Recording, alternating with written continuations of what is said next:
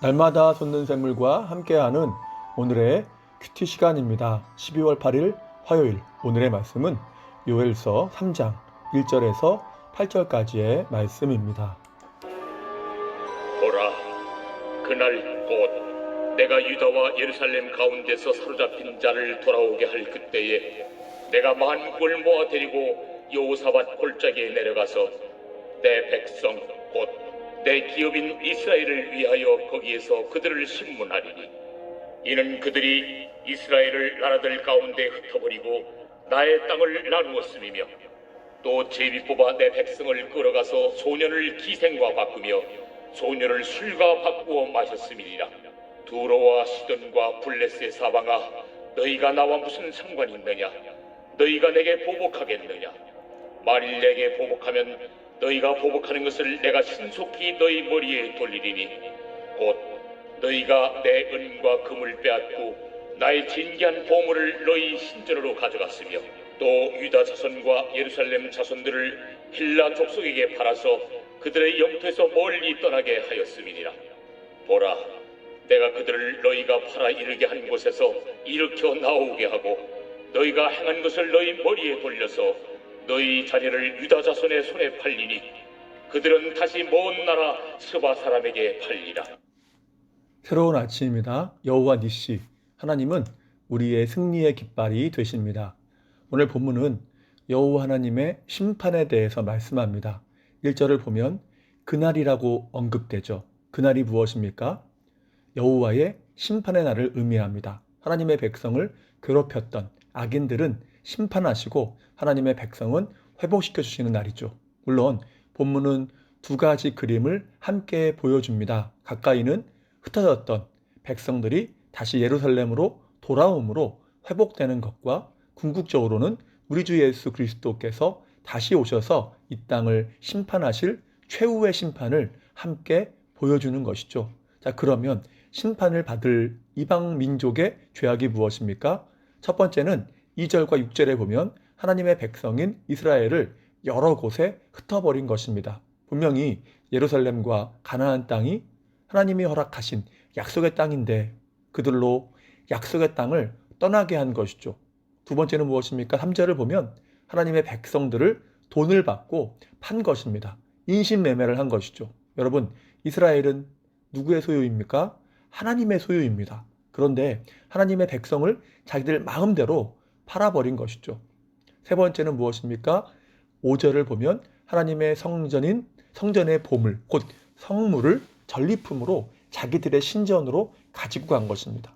하나님께 예배할 때 쓰이는 거룩한 물건을 마치 사람이 만든 것처럼 취급한 것이죠.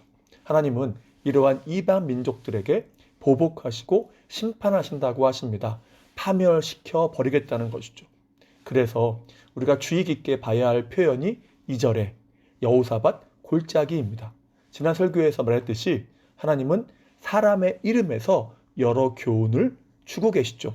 이 여호사밧이라는 이름 역시 그렇습니다. 이 이름은 여호와께서 심판하신다는 뜻이죠. 그러니까 여호사밧 골짜기는 무엇입니까? 그것은 여호와 하나님의 도우심으로 모압, 암몬, 에돔, 연합군을 물리친 골짜기를 가리킵니다. 하나님은 이곳에서 바로 하나님의 백성들을 위해서 그들을 괴롭혔던 이방 민족들을 심판하실 것을 말씀하는 것입니다.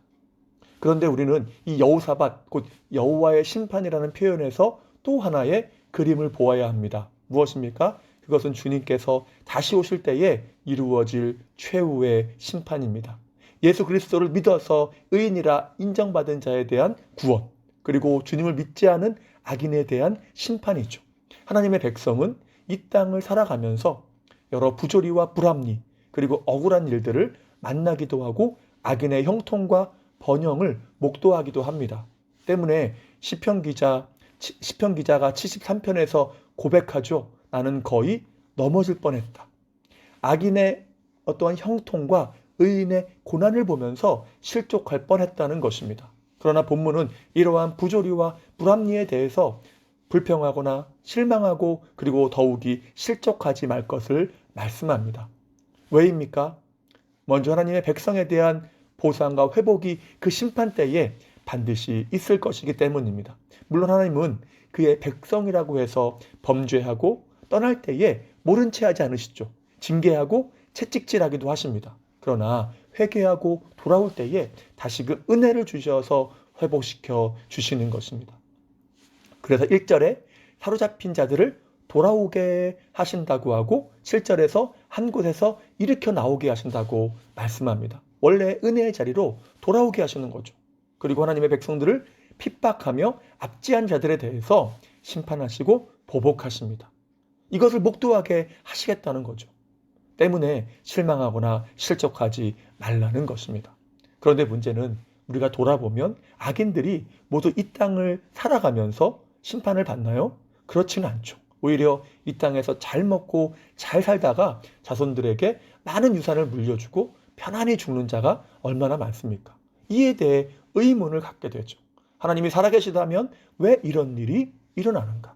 그래서 우리가 봐야 할 것이 시편 73편에서 말하는 최후의 심판의 그림입니다. 시편 73편에서 시인은 악인의 형통, 곧 그들이 잘되고 자녀들은 건강하며 부하고 번영하는 것에 대해서 고민하고 고통스러워하죠. 그때 시인이 악인의 번영에 대해서 고민할 때 깨달은 것이 무엇입니까? 그것이 바로 시편 73편 17절이죠. 하나님의 성소에 들어갈 때에야 그들의 종말을 내가 깨달았나이다. 성소에 들어갈 때에 깨달았다? 그러니까 최후의 심판의 날에 천국에 들어갈 때에야 악인의 멸망을 보면서 하나님의 공의와 섭리를 깨닫게 된다는 것이죠.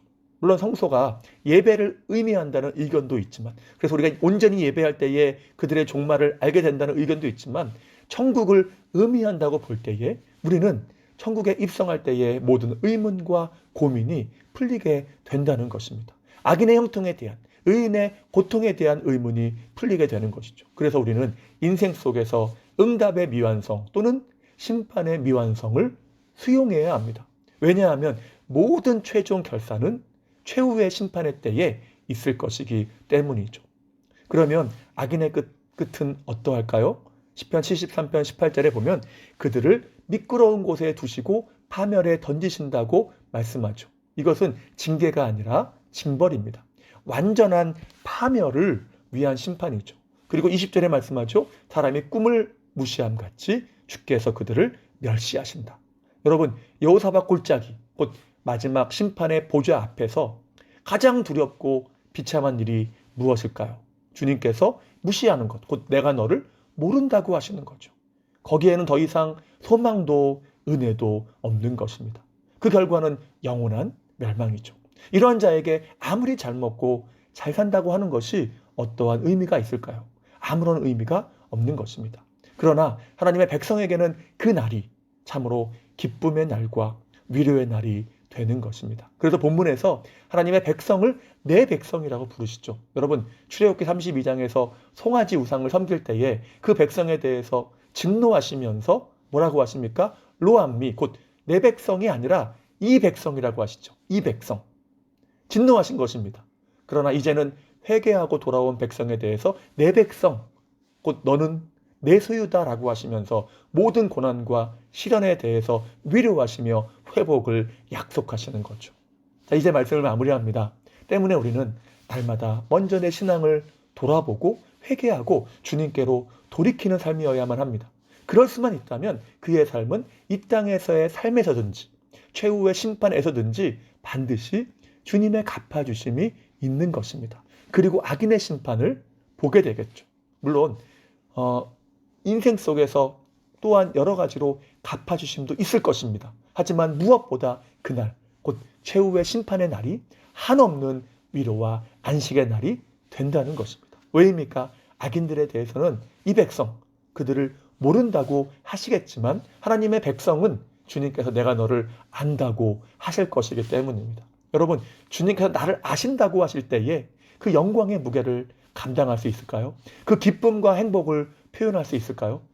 사랑하는 성도 여러분, 지금의 시련과 어려움이 현실이지만 오늘 주님이 우리에게 주시는 말씀, 이 말씀 또한 현실인 것입니다. 우리에게 반드시 주어질 놀라운 은혜의 현실인 것이죠. 그러므로 우리의 마음은 주님을 기억할 때마다, 나를 구원하신 주님을 기억할 때마다 뜨거워질 수 있는 것입니다. 그날까지 주님을 떠나지 말고 주님과 함께하면서 믿음으로 승리하는 삶 되시기를 주님의 이름으로 축복합니다. 기도하겠습니다.